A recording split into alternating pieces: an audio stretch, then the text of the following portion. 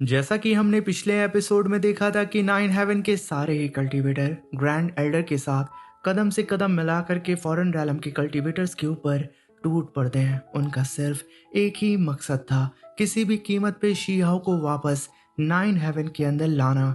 और वहीं पे शीहाओ को जो सुप्रीम पकड़ के कैद करके फॉरेन रैलम के अंदर लेके जा रहे थे, वो अब यहाँ पे ग्रैंड एल्डर के ऊपर अटैक करने लगते हैं, मगर वो ग्रैंड एल्डर के सामने टिक नहीं पाते हैं। मेरे प्यारे से दोस्तों, इस एपिसोड को स्टार्ट करने से पहले मैं अपने व्यूवर्स और जिन प्यारे भाइयों ने मेरी पिछली वीडियो पे कमेंट किया है, मैं उन सबको तहे दिल से धन्यवाद कहना चाहता हूँ। साथ में आप लोगों के स्क्रीन पे QR कोड नज़र आ रहा होगा, जिससे स्कैन करके आप हमारी मदद कर सकते हैं इस जर्नी में। और अगर आप मदद नहीं कर सकते हैं तो कोई इशू नहीं है, आप लोग वीडियो को लाइक करें, अपने दोस्तों के साथ वीडियो को शेयर करके भी हमारी मदद कर सकते हैं। और अब हम इस एपिसोड को यहाँ पे स्टार्ट करते हैं। इस एपिसोड की स्टार्टिंग में हमें फॉरेन रैलम का सुप्रीम वू रैन को दिखाया जाता है, जो कि ग्रैंड एल्डर को देख के कहता है कि मेंग तियांगजेंग, लगता है ये लड़का शीहाओ तुम्हारे लिए वाकई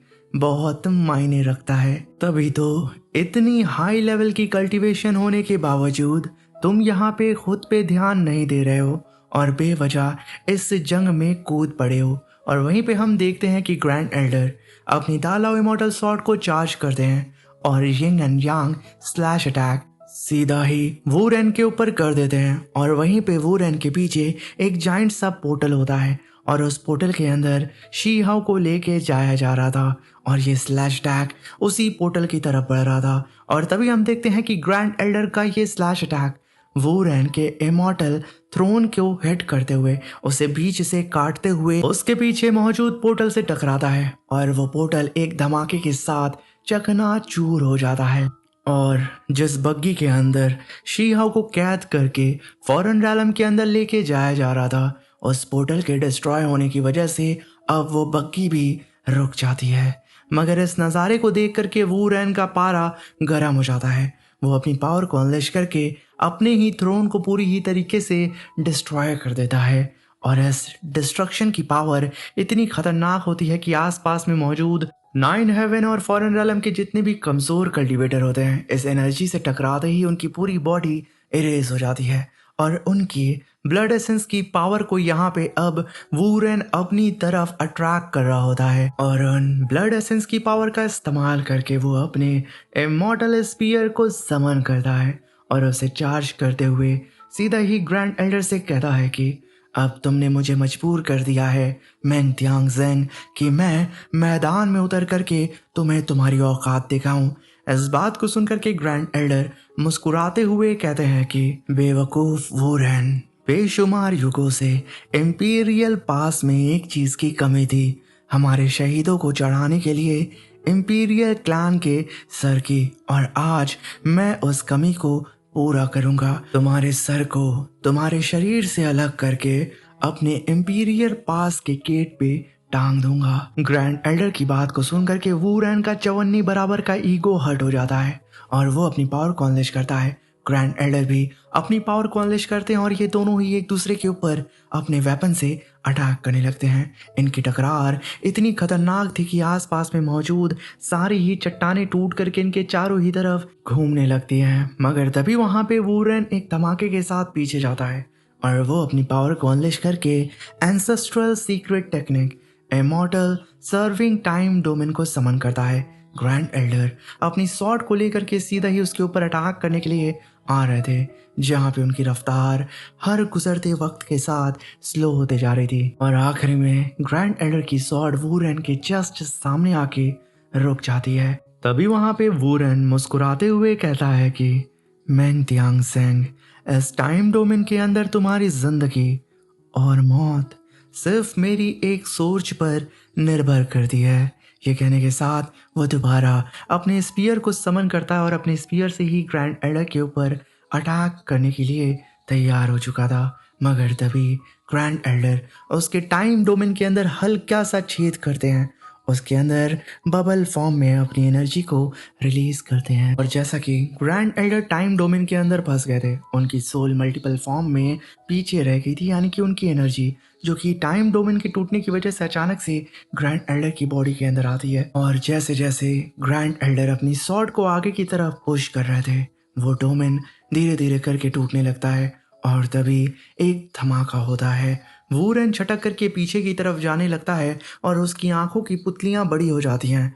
वो सिर्फ एक ही लफ्ज चिल्ला के कहता है कि आखिर ये पॉसिबल कैसे हुआ। ये कहने के साथ वो अपने स्पीयर से अटैक करता है। ग्रैंड एल्डर अपनी स्वॉर्ड से हल्का सा पुश करके उसके स्पीयर को साइड करते हैं और काफी पावरफुल स्लैश अटैक वूरेन के ऊपर कर देते हैं, जहां पे अनगिनत स्लैश अटैक वूरेन को हिट करते हैं और एक धमाके के साथ वो पीछे छटक के चला जाता है। और जब वूरेन अपने हाथ को देखता है, वो एकदम कांपते हुए कहता है कि आखिर आखिर ये पॉसिबल कैसे हो सकता है कि मैंग तियांगजेन तुम इतनी जख्मी होने के बावजूद मुझे इंजर्ड कर सकते हो। मगर तभी हम ग्रैंड एल्डर को देखते हैं, जो कि बहुत ज़्यादा घायल हो चुके थे। उनका आर्मर बहुत बुरी तरीके से डैमेज हो चुका था, उनके मुंह से खून निकल रहा था। मगर उसके बावजूद वो अपने दर्द को अपने अंदर समेट करके गहरी सांस लेकर के अपने सामने मौजूद उस बग्गी के अंदर शियाओ को देखते हैं।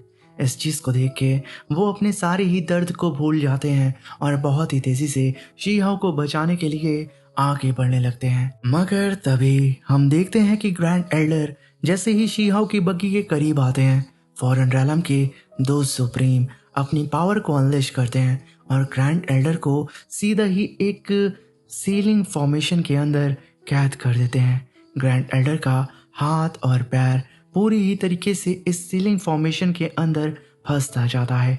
अब यहाँ पे फॉरेन रैलम के कल्टीवेटर्स को लगता है कि अब वो यहाँ पे ग्रैंड एल्डर को मार सकते हैं। उनकी खुशी का ठिकाना नहीं था। मगर तभी फॉरेन रैलम के एक सुप्रीम ने ग्रैंड एल्डर के पीठ पीछे अपने स्पीयर से अटैक कर दिया था, जो स्पीयर ग्रैंड एल्डर की छाती को फाड़ करके उसी के अंदर रह जाता है। ग्रैंड एल्डर की चीख निकलती है। शियाओ के ब्रदर्स ये देख करके एकदम डर से जाते हैं। वो सब चिल्लाते हैं कि ग्रैंड एल्डर। मगर तभी हम ग्रैंड एल्डर को देखते हैं, जो कि तिरछी निगाहों से उस कल्टीवेटर को देखते हैं और फिर दोबारा अपने दर्द को, अपनी तकलीफ को बर्दाश्त करके उनकी नज़र फिर से शियाओ के ऊपर पड़ती है, जो कि उस प्रिज्म बग्गी के अंदर कैद होकर के बहुत ही तेज़ी से फॉरेन रैलम के टेरिटरी के अंदर जा रहा था। इस चीज़ को देख के ग्रैंड एल्डर एक गहरी सांस लेते हैं और अपने उस स्पीयर को देखते हुए कहते हैं कि शियाओ, मैं तुम्हें कुछ नहीं होने दूंगा। ये कहने के साथ वो अपनी पावर को एक ही बार में अनलेश करते हैं। एक ही बार में ग्रैंड एल्डर ने उस स्पीयर के साथ साथ सीलिंग फॉर्मेशन को भी तोड़ दिया था। और तभी वहां पे ग्रैंड एल्डर दालाओ इमॉर्टल स्वॉर्ड को अपने पास रखते हैं। उनके पीछे उनका पूरा फॉर्मेशन आके खड़ा हो चुका था, जहां पे ग्रैंड एल्डर अब अपने लेजेंडरी हेवन डिस्ट्रॉइंग बो को समन करते हैं। उसके आते ही चारों ही तरफ एक अलग सा सन्नाटा छा जाता है।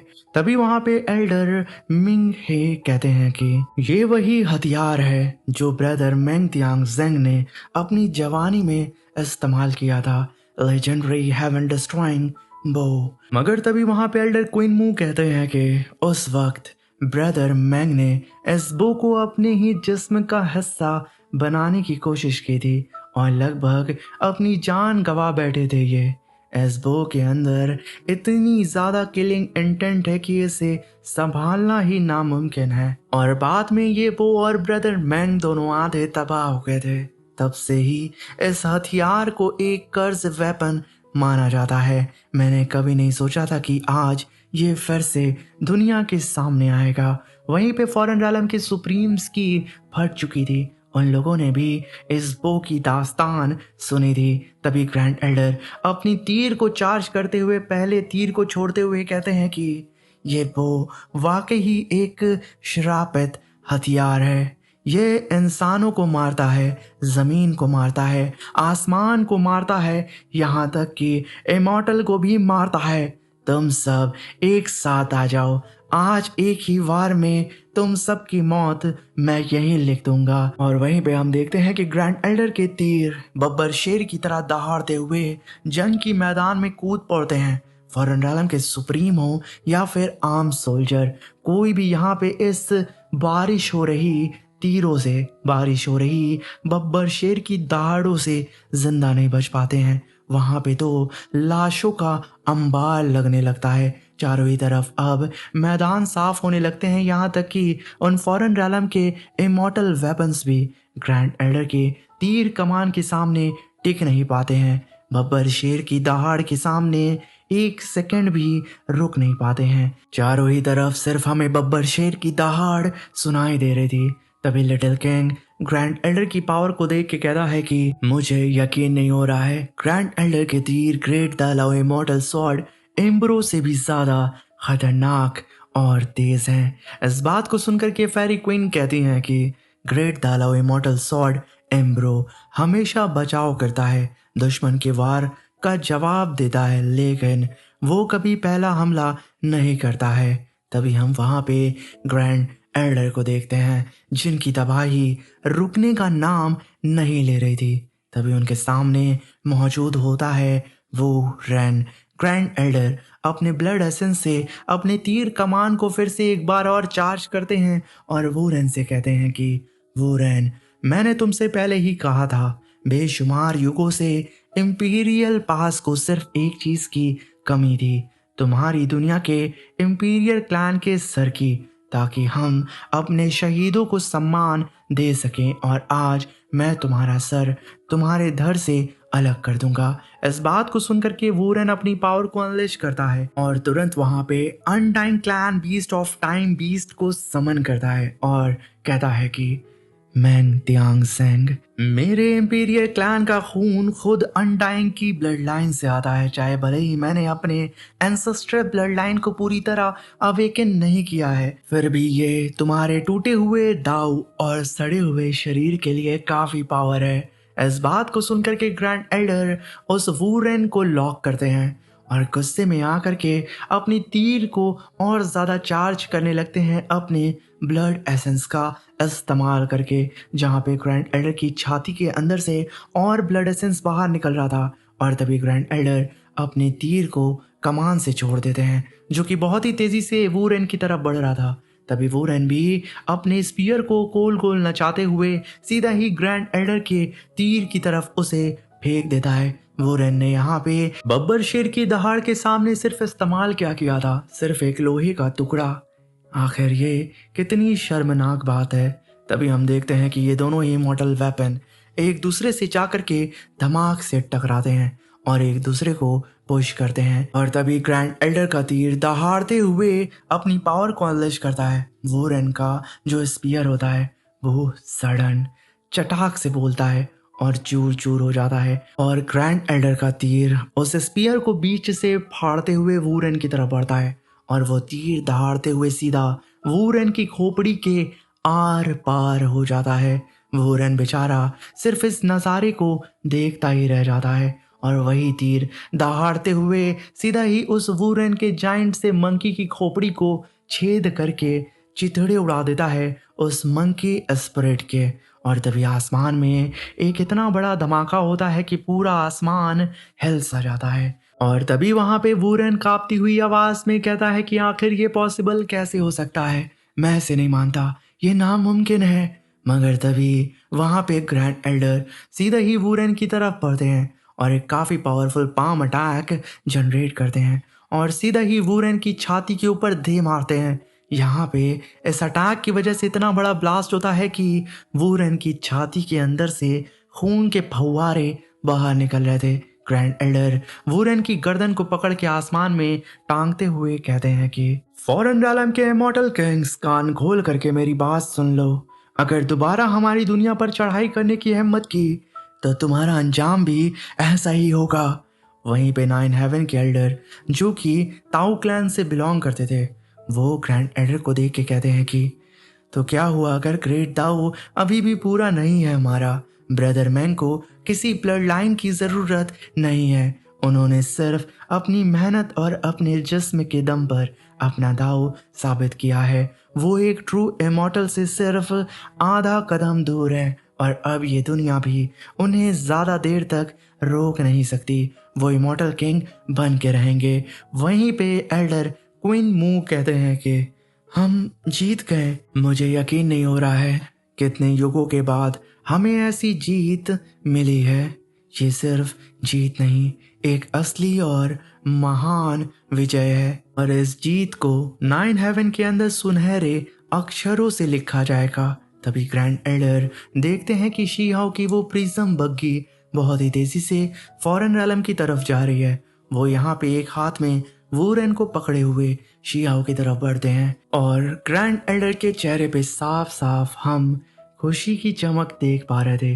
वो शी हाओ की बग्गी के पास जैसे ही पहुंचते हैं एक धमाका होता है और ग्रैंड एल्डर छटक के सडन पीछे आके खड़े हो जाते हैं।